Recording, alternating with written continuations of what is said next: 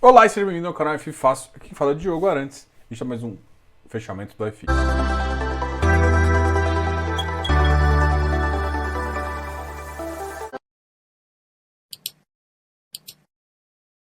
E hoje o fechamento é especial, porque é o fechamento de segunda-feira, onde a gente faz aquele...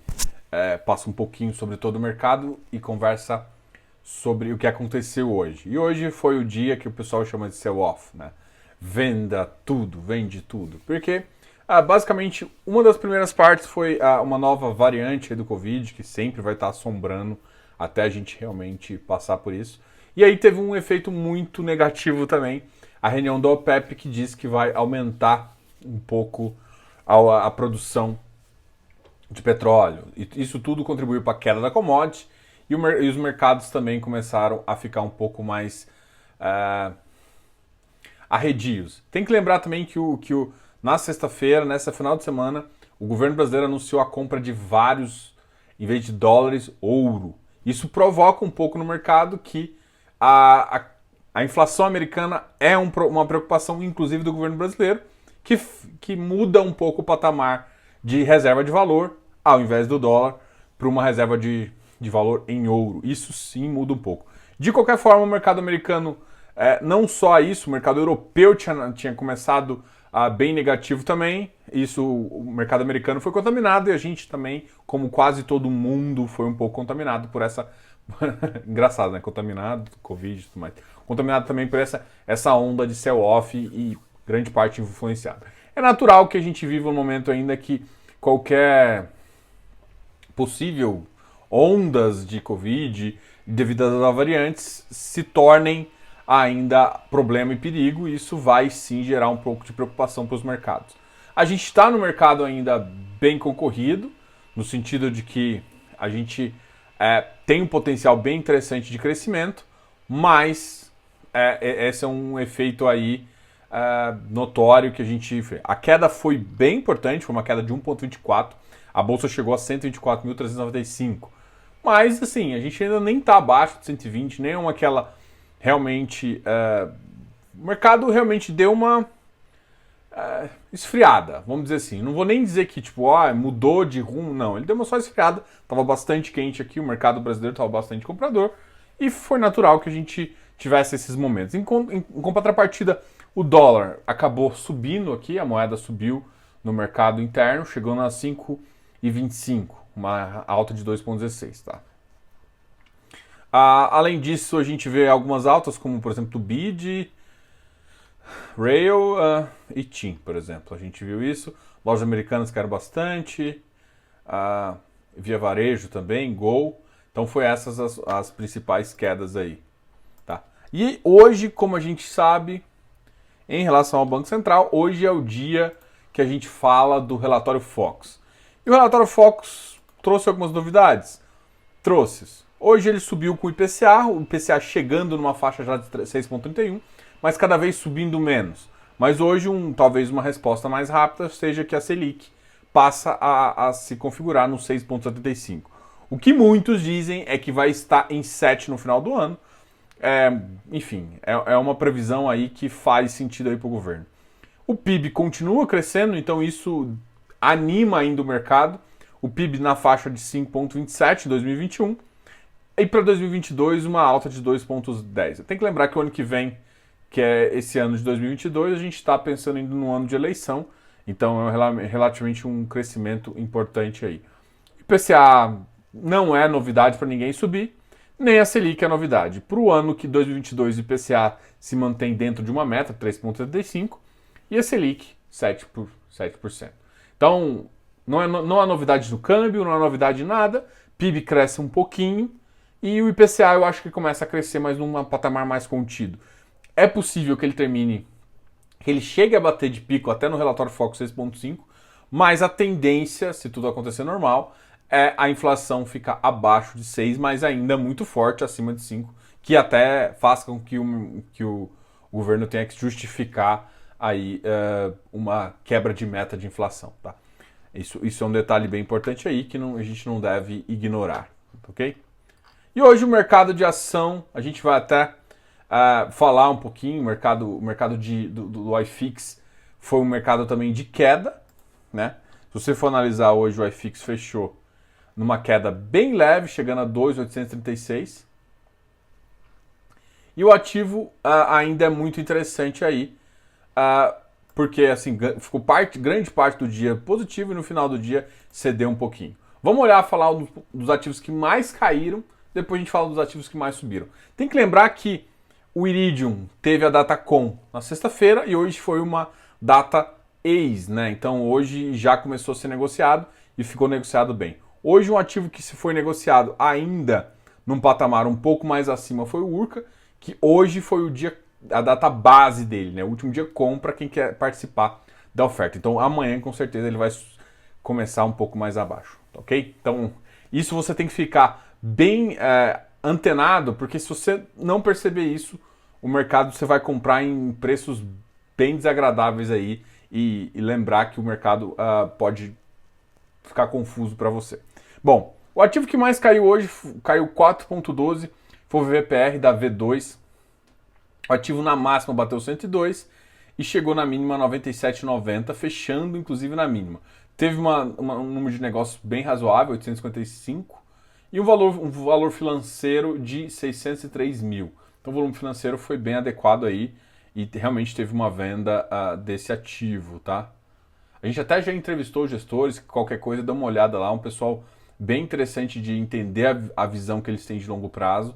E é um ativo de properties que vale a pena aí acompanhar também, tá ok?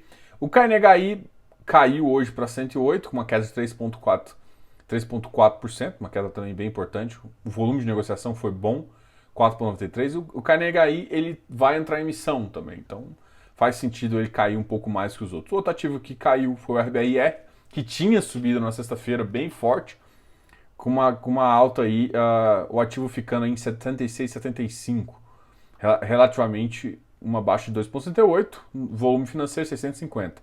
Então teve uma compra bem importante ali na sexta-feira e hoje teve uma venda também relativamente 650, é um volume bem anormal, atípico para esse ativo, mas o ativo ainda está dentro da faixa que vem negociando há praticamente 1 ano e meio, 2 anos, que é entre 75 e no máximo chegando a 85. Lembrando que esse é um ativo que ainda pode ser afetado ali pela reforma por conta da SPES. Ainda não está bem resolvido esse item e a gente ainda vai conversar com o mercado sobre isso, entendendo cada vez mais, tá ok? Além disso, o RBIR a gente acabou de comentar, tem o Iridium, né, que a gente falou, 119. Na mínima do dia bateu 118, o fechamento do dia anterior foi 122, tem que lembrar que ele fez uma oferta, ele estava a 127, o fechamento ajustado 122 e teve uma queda bem importante chegando a 119,21. Tem que lembrar que esse ativo aqui é um ativo de crédito, um ativo bem importante. As emissões agora vão ser cada vez menores, porque ele já é um ativo que está com 2 bi. O ativo teve uma oferta 0,20%, uma oferta relativamente pequena, perto do ativo, mas se você for analisar, 500 milhões são 500 milhões, né? Não é qualquer valorzinho. É um ativo que já estava com uma sombra, pensando que o yield deve cair um pouquinho, o mercado está cedendo inflação. Não está cedendo inflação exatamente no momento, mas o GPM já cedeu.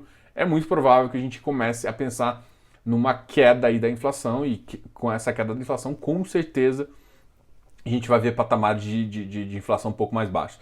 Ainda acima da meta e ainda acima de um valor ideal para a nossa economia, mas ainda assim um valor bem interessante. Além disso, o que a gente pode pensar aqui?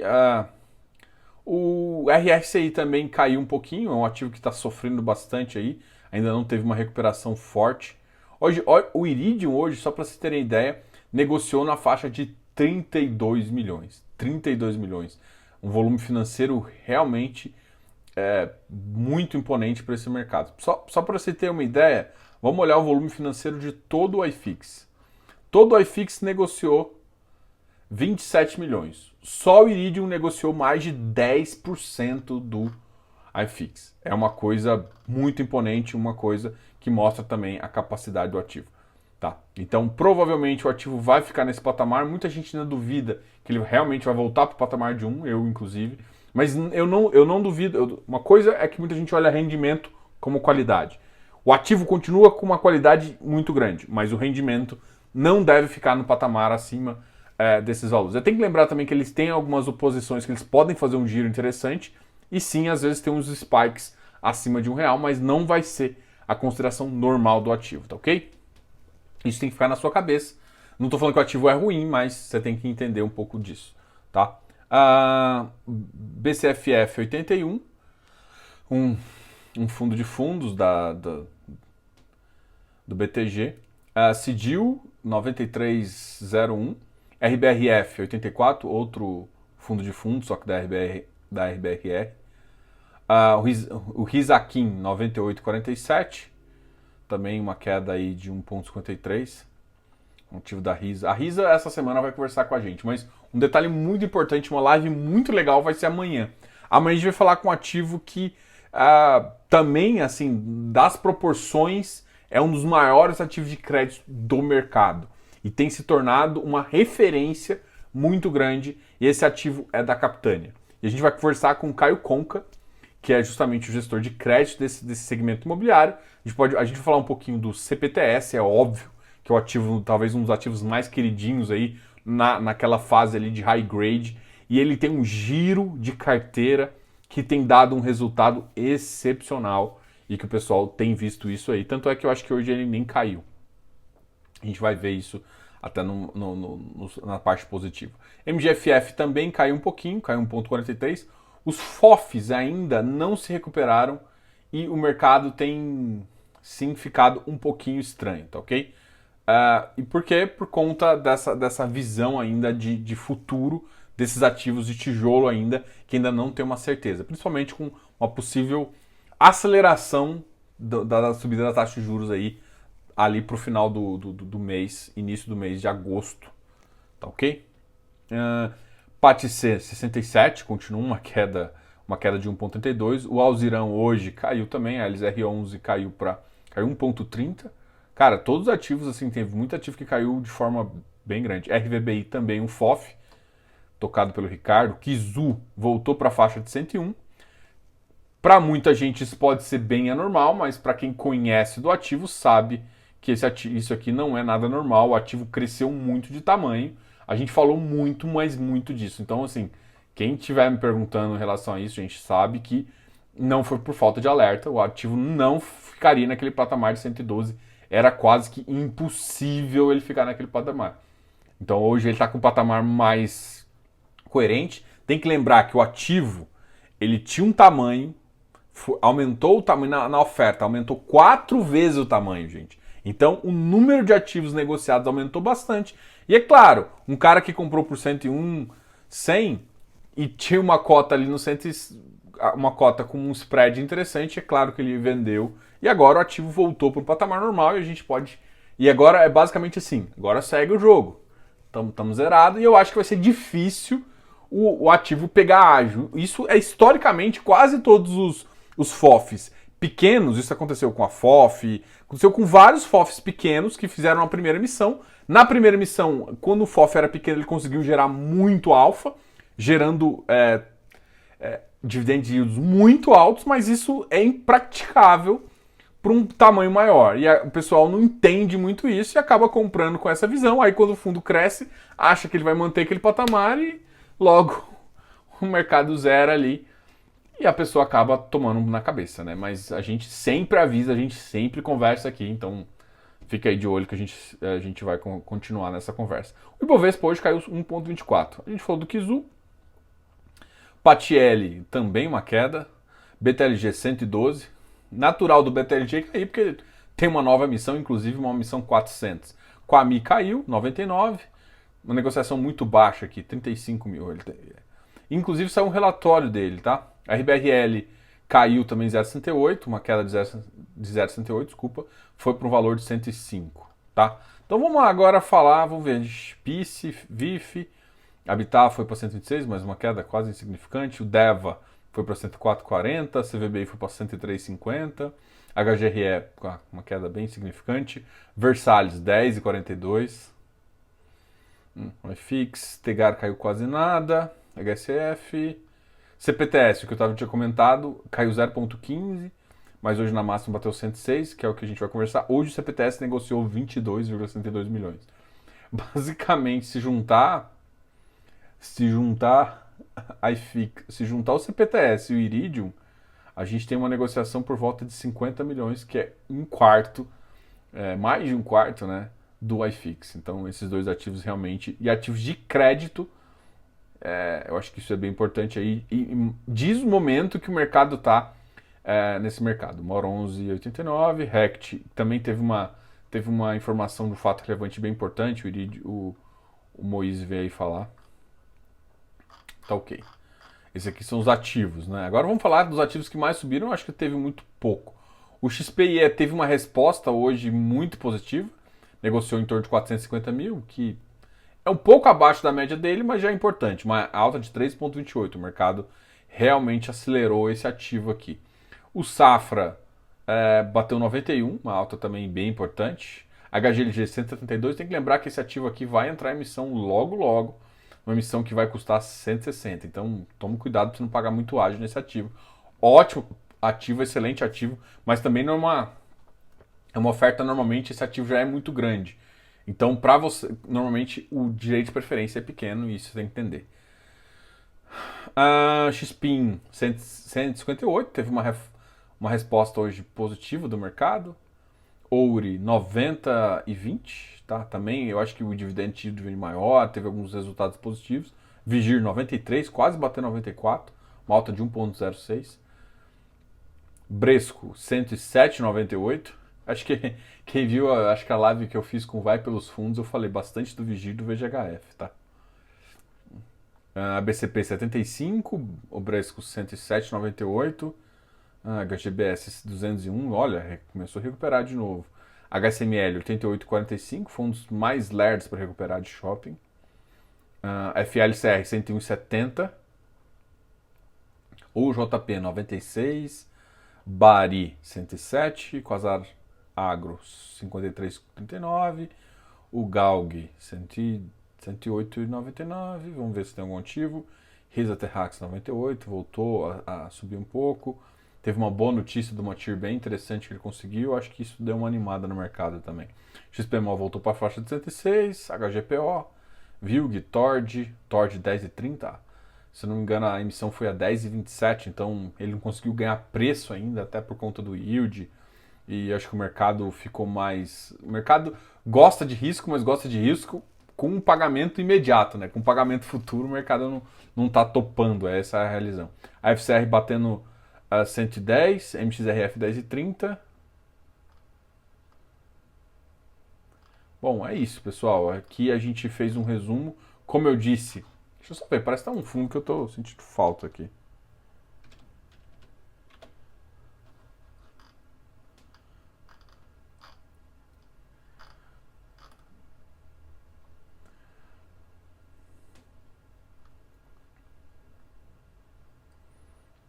Já achei aqui. Bom, de qualquer forma, o que acontece? A gente tem aquela live especialíssima com o Caio Conca, da CPTS. Essa semana a gente tem uma outra live também bem legal aí, com o time de Risa, como eu falei. E assim, a gente gosta sempre de lembrar a vocês que se vocês tiverem dúvidas em relação a qualquer coisa, bote nos comentários. Quiser uma informação diferenciada e também uma análise da carteira sua, você pode contratar a gente como consultor financeiro, a gente é consultor registrado na CVM, tem habilidade, capacidade e também a responsabilidade de fazer isso de forma correta para você, tá? Fazer uma análise da sua carteira de fundos imobiliários de forma correta. A gente também tem um outro produto que a gente utiliza, que é como se fosse uma assinatura, é uma assinatura na verdade, que é o Close Friends, onde eu mostro meus estudos, falo das minhas estratégias de investimento, para tentar te ajudar também, de forma bem tranquila aí. Galera, esse aqui é o canal FIFácil e você é muito bem-vindo aqui. Fique ligado que a gente tem sempre mais informação. Diogo, canal FIFácil.